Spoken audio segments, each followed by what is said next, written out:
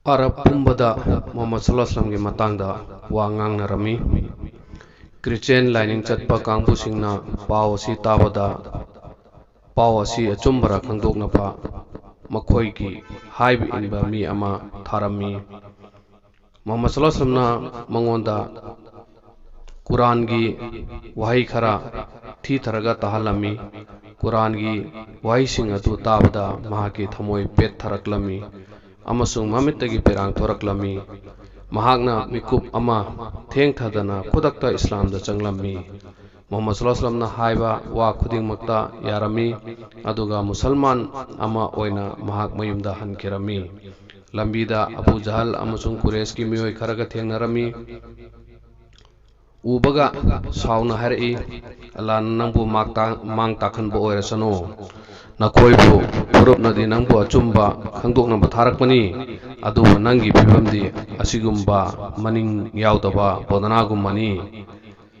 oningba maikeida onbani phamba phawba phamdringeida magi jadugi mami takhre hoi nangi dharmabu mangalabni ko wafarna makoigi maikeida wakal amata tawsilute makoina hairiba singatu taboi tadboi torami mamal yam kraba iman gi pukai phanglakpada nungaiba phawjarami mahak makoigi purupta yorami mahakna makoigi purupta achumba dharma asigi nungai pau pirami Muhammad sallallahu alaihi wasallam gi pau taraba matung miyoi kaya Islam da changlakhi makoising adugi manungda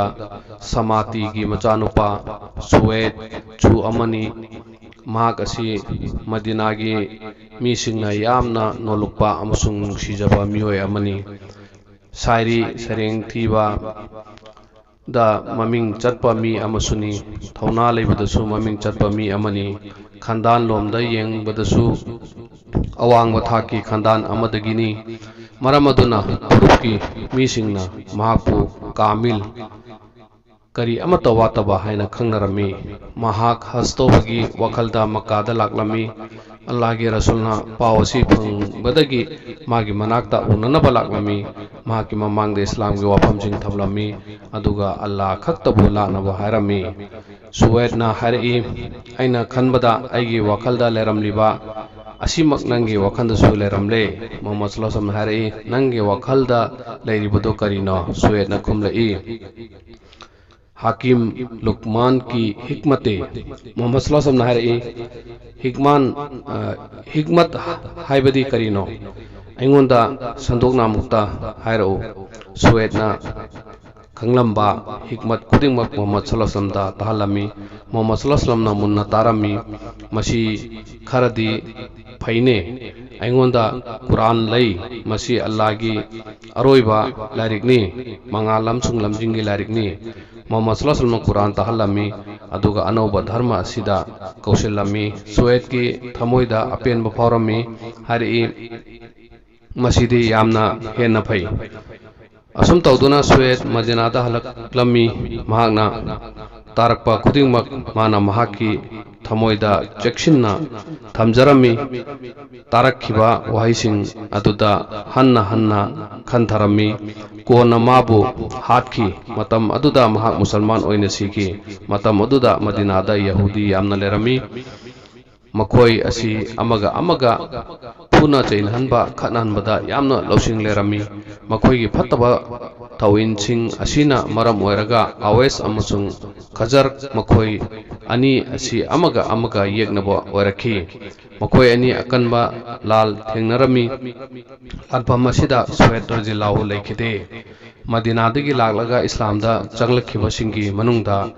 Ayas su amani mahak asi Maas ki machanupani chahi nauribani awes amasung khajar ki lan taunaduna lerami makhoina taunariba lan asi namthage haiba tarabadi Arab ki kanglup amadagi makhoi gi khalifa ama ohenba asi makhoi gi apambo rami Makoina khali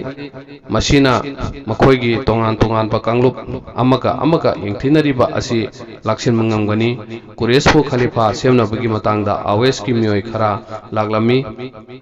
maduda ayasu yaurami Muhammad sallallahu alaihi wasallam pausi phangbada makoigi manakta laglami amasung Islam gi paujil pirami Quran gi ayat wahising tahalami Quran gi wahising adu tabada ayasna hari aigi proof Allah gi wasak laga hari bani aikoina lakleba thabak asidagi di masina hena phai adubo makoide ahing nungthil lan gi khanbada makoigi wakhal da atai atopa amata leramde changlamde purup adugi kulakpa Abul Haisna Werami Mahakna Lemaidagi Nungkup Kungatlaga Mahaki Mamaida Tharami Aduga Yamna Thawasadana Hari Tumilayo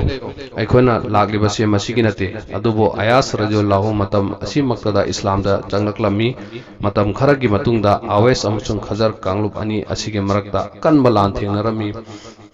Puruk Kayagi Sarukta Muhammad Sallallahu Alaihi Wasallam Chatlami Islam da janglak naba makoida harami thamoi sengna achumba dharma asigi mateng pangnaba makoida haijarami atubu makoina tabiramde kanagumba kharana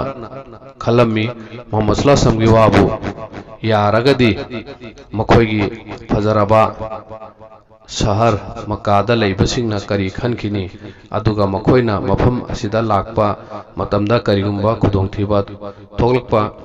yabagi jingnaba lei haina khanjarami taif nungsi nungsa yamna phaba mafam amani maroina kalenthada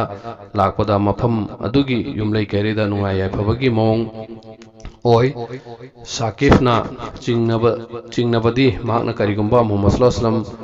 ga loina kiba tarabadi taifta hana tawaf toba laklamba sing adu loikragani arabta leiba murti lat adu taifta sulerami maduda arafta tawbugumna taifta su tawaf tawbagi chatnabi lerami Islam da changkharagani masigi phajaba sing asi loikragani aduga atopa purup kharasu lerami Banu Amar gisu masigi phibam asimak orami mahakna Muhammad sallallahu alaihi wasallam harami Islam dadi changlak lage adubu Muhammad sallallahu alaihi wasallam gi matungda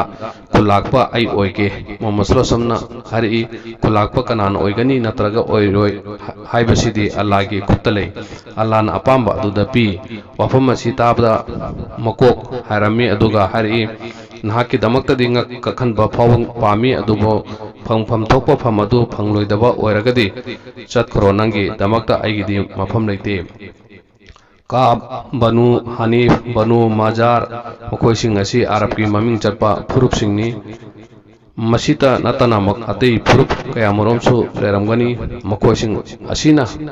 makoi gi manasing melami makoi kana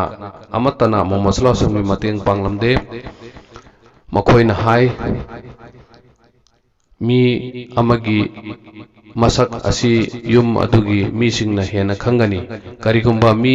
asida afaba gun leiba oiba tarabadi imung manungi mi singna karigi mateng pangloi doribra asum tawduna mafam khudingda mai paklamde kanagumba amatana Muhammad sallallahu alaihi wasallam gidamak lepkhide makoi ayambana